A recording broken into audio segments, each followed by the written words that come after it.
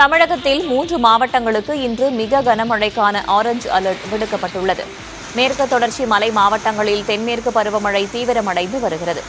இந்நிலையில் நீலகிரி, கோவை, தேனி மாவட்டங்களில் இன்று மிக கனமழை பெய்யும் என வானிலை ஆய்வு மையம் எச்சரிக்கை விடுத்துள்ளது.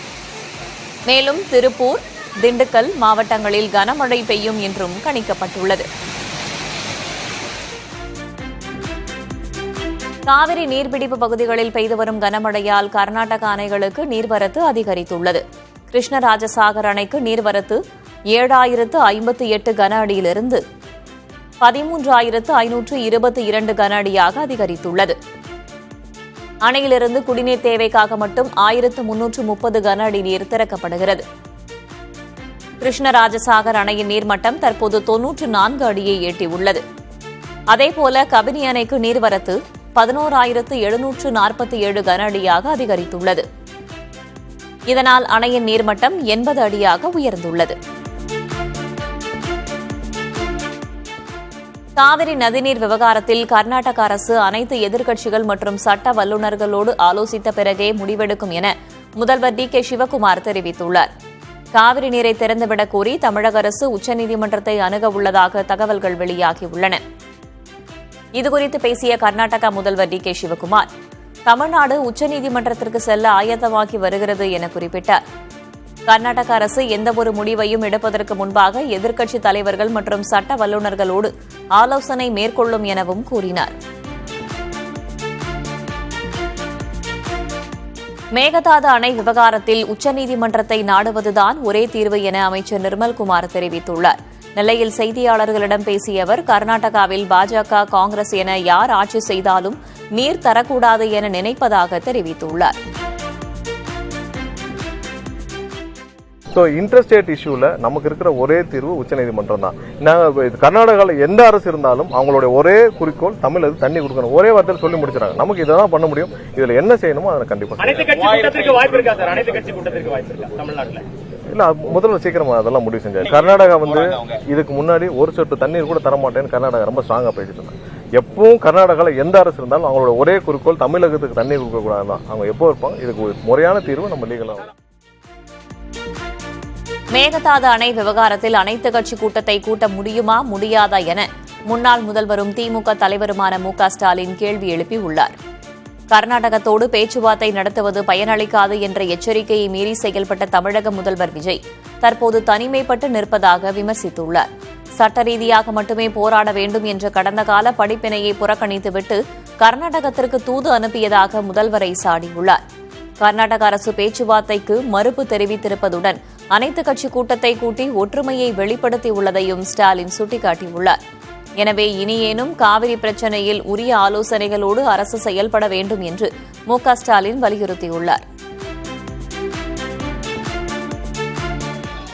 மேகதாது அணை கட்ட முயற்சிக்கும் கர்நாடக அரசுக்கு எதிர்ப்பு தெரிவித்து கரூரில் இந்திய கம்யூனிஸ்ட் கட்சியினர் ஆர்ப்பாட்டத்தில் ஈடுபட்டனர். தலைமை அஞ்சல் நிலையம் முன்பு நடைபெற்ற ஆர்ப்பாட்டத்தில் காவிரி மேலாண்மை ஆணையம் உத்தரவிட்டவாறு நீரை வழங்கவும், மேகதாது திட்டத்திற்கு மத்திய அரசு அனுமதி அளிக்கக்கூடாது என்று வலியுறுத்தியும் முழக்கமிட்டனர்.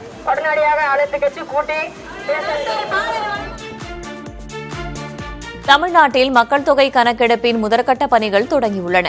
சென்னையில் மக்கள் தொகை கணக்கெடுக்கும் பணியை போயஸ் கார்டன் பகுதியில் அதிகாரிகள் தொடங்கி வைத்தனர். மாநகராட்சி துணை ஆணையர் சித்ரா விஜயன் தலைமையில் தொடங்கியுள்ள இப்பணியில் வீடு மற்றும் வீட்டு வசதிகள் தொடர்பான 33 கேள்விகள் மக்களிடம் கேட்கப்பட்டு அவை முழுவதுமாக டிஜிட்டல் முறையில் சேகரிக்கப்படுகின்றன. எதிர்கால நலத்திட்டங்களை வகுக்க உதவும் இந்த தரவு சேகரிப்பு பணிகளுக்கு பொதுமக்கள் முழு ஒத்துழைப்பு வழங்குமாறு அதிகாரிகள் கேட்டுக் கொண்டுள்ளனர். இந்த கணக்கெடுப்பு பணி ஆகஸ்ட் 30ஆம் தேதி வரை நடைபெறவுள்ளது. தமிழ்நாட்டில் விதிகளை மீறி இயங்கும் டாஸ்மாக் மதுக்கடைகளை மூடுமாறு வி த லீடர்ஸ் அமைப்பின் நிறுவனர் அண்ணாமலை வலியுறுத்தியுள்ளார்.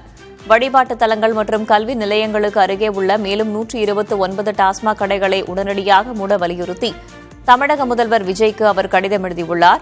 மது பயன்பாடு அதிகரிப்பது குடும்ப சேமிப்பையும் மகிழ்ச்சியையும் சீர்குலைப்பதாக சுட்டிக்காட்டியுள்ள அவர் பொதுமக்கள் அளித்த தகவலின் அடிப்படையில் கண்டறியப்பட்ட அந்த 129 கடைகளை பட்டியலிட்டுள்ளார்.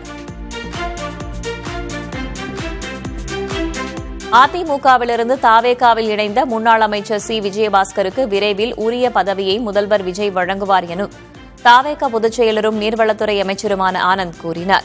பனையூரில் தாவேகா அலுவலகத்தில் மாற்றுக் கட்சியினர் இணையும் விழாவில் பேசிய அவர், விஜயை நம்பி வந்தவர்களுக்கு அதற்குரிய பலன் கண்டிப்பாக இருக்கும் என்றும் தேர்தலில் போட்டியிட வாய்ப்பு வழங்கப்படும் என்றும் தெரிவித்தார்.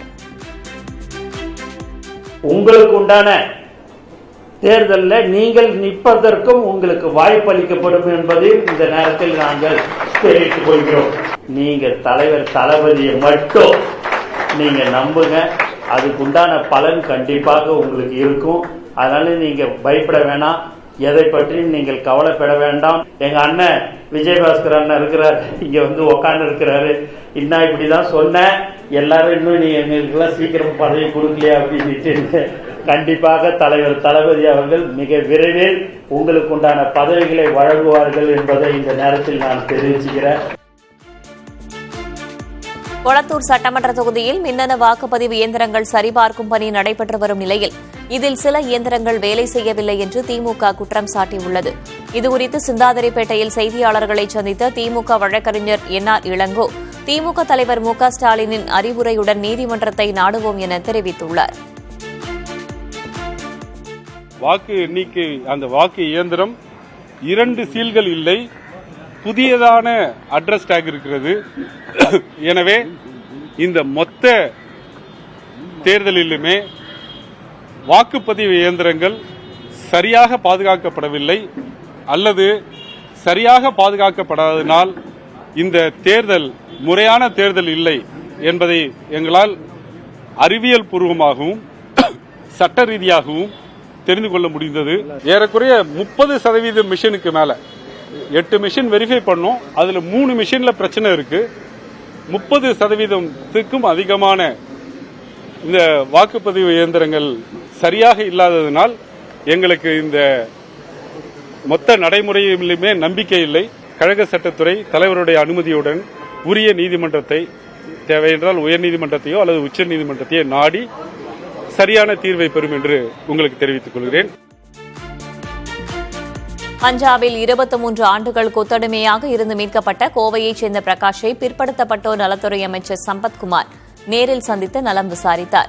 அரசு நிவாரணம் வழங்குவது குறித்து ஆலோசித்த அவர், உரிய ஆவணங்களின்றி தொழிலாளர்களை பணியமர்த்தும் நிறுவனங்கள் மீது கடுமையான நடவடிக்கை எடுக்கப்படும் என்று எச்சரித்தார்.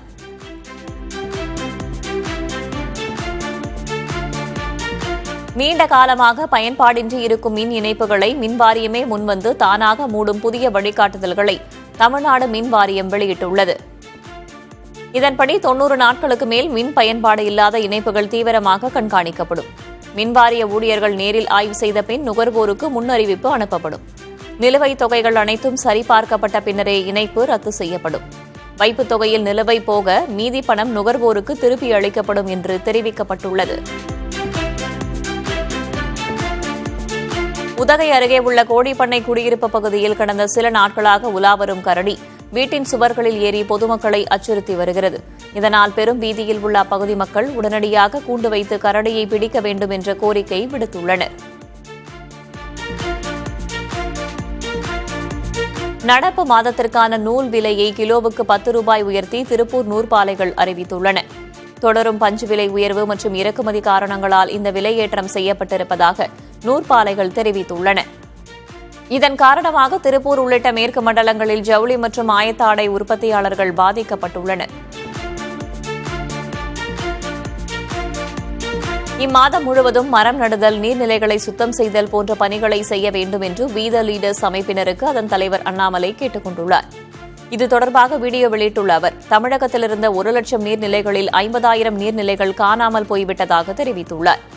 தென் மாநிலங்களிலேயே அதிக அளவில் நிலத்தடி நீரை உறிஞ்சும் மாநிலமாக தமிழகம் உள்ளதாகவும், இந்த நிலைமை தொடர்ந்தால் 2050 கோவை மற்றும் கன்னியாகுமரி தவிர பிற மாவட்டங்களில் குடிக்கக்கூட தண்ணீர் கிடைக்காத அபாயம் ஏற்படும் என்றும் அண்ணாமலை எச்சரித்தார்.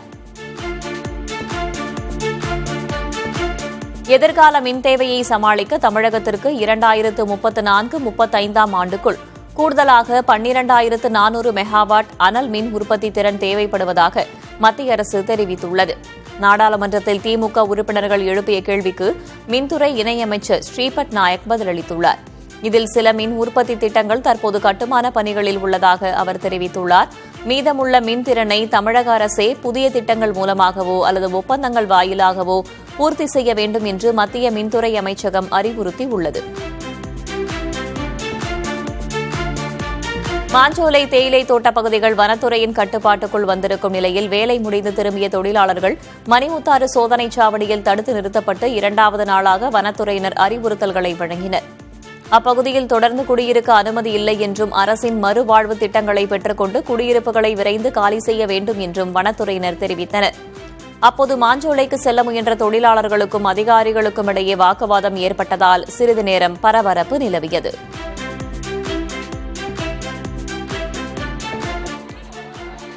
தமிழ்நாடு அமைச்சர் வினோத் திருப்பதி ஏழுமலையான் கோயிலில் சாமி தரிசனம் செய்தார். வரும் 6ஆம் தேதி தமிழக சட்டமன்றத்தில் வேளாண்மை துறைக்கான நிதிநிலை அறிக்கை தாக்கல் செய்யப்பட உள்ளது. வேளாண் பட்ஜெட் வெற்றிகரமாக அமையும் பொருட்டு திருப்பதி ஏழுமலையான் கோயிலில் அவர் பிரார்த்தனை செய்தார். இதேபோன்று இந்திய பேட்மிண்டன் வீராங்கனையும் ஒலிம்பிக் பதக்க வெற்றியாளருமான PV சிந்து குடும்பத்தினருடன் சென்று பாரம்பரிய முறைப்படி வழிபாடுகளை மேற்கொண்டார். திருச்செந்தூர் முருகன் கோவில் உண்டியலில் கடந்த 1 மாதத்தில் மட்டும் சுமார் 5.5 கோடி ரூபாய் காணிக்கையாக கிடைத்துள்ளது. கடந்த 2 நாட்களாக உண்டியல் எண்ணும் பணியில் ஊழியர்கள் ஈடுபட்டனர். 5 கோடியே 57 லட்சம் ரூபாய் ரொக்கமும் 1313 கிராம் தங்கம், 23,245 கிராம் வெள்ளியும் 1423 வெளிநாட்டு கரன்சிகளும் காணிக்கையாக பெறப்பட்டுள்ளதாக கோவில் நிர்வாகம் தெரிவித்துள்ளது. தமிழக கேரள எல்லையான இடுக்கி மாவட்டம் குமுளி அருகே உள்ள வண்டிப்பெரியாறில் பெய்த தொடர் கனமழையால் அப்பகுதியில் கடும் வெள்ளப்பெருக்கு ஏற்பட்டுள்ளது. அங்குள்ள அரசு ஆரம்ப சுகாதார நிலையத்தை மழைநீர் முழுவதுமாக சூழ்ந்திருப்பதுடன் மருத்துவமனைக்கு செல்லும் பாதை மற்றும் பாலத்தையும் மூழ்கடித்து ஆறாக பெருக்கெடுத்து ஓடுகிறது. எனினும் மருத்துவமனை திறக்கப்படுவதற்கு முன்பும் உள்நோயாளிகள் இல்லாத நேரத்திலும் வெள்ளம் சூழ்ந்ததால் நல்வாய்ப்பாக பெரும் அசம்பாவிதம் எதுவும் ஏற்படவில்லை. காவிரியின் குறுக்கே கர்நாடக அரசு மேகதாது அணை கட்ட முயல்வதை தடுத்து நிறுத்தக் கோரி இந்திய கம்யூனிஸ்ட் கட்சி சார்பில் தஞ்சை தலைமை தபால் நிலையம் முன்பு கண்டன ஆர்ப்பாட்டம் நடைபெற்றது.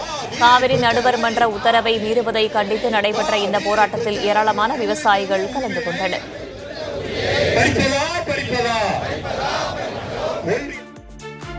ஈரோடு மாவட்டம் அந்தியூர் அருகே உள்ள 400 ஆண்டுகள் பழமையான குறும்பபாளையம் செம்முனி ஆண்டவர் கோவில் திருவிழா வெகு விமரிசையாக நடைபெற்றது. விழாவின் முக்கிய நிகழ்வான காவுக்குட்டி கொடுக்கும் நிகழ்ச்சியில் வேண்டுதல் நிறைவேறிய பக்தர்கள் 1000க்கும் மேற்பட்ட ஆடுகளை பலியிட்டு நேர்த்திக் கடன் செலுத்தினர். தமிழகத்தின் பல்வேறு பகுதிகளிலிருந்து வந்த 5000க்கும் மேற்பட்ட பக்தர்கள் இதில் கலந்து கொண்டு சாமி தரிசனம் செய்தனர்.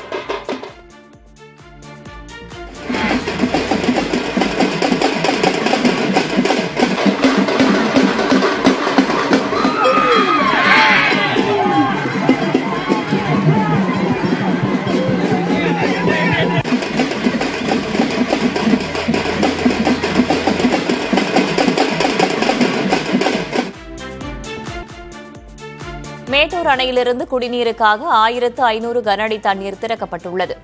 இதனிடையே அணைக்கு நீர்வரத்து 42 கனஅடியாக குறைந்து நீர்மட்டம் 73.49 அடியாக சரிந்துள்ளது. இதனால் நடப்பாண்டில் டெல்டா பாசனத்திற்கு தண்ணீர் திறக்கப்படுமா என்ற கவலை விவசாயிகள் மத்தியில் எழுந்துள்ளது.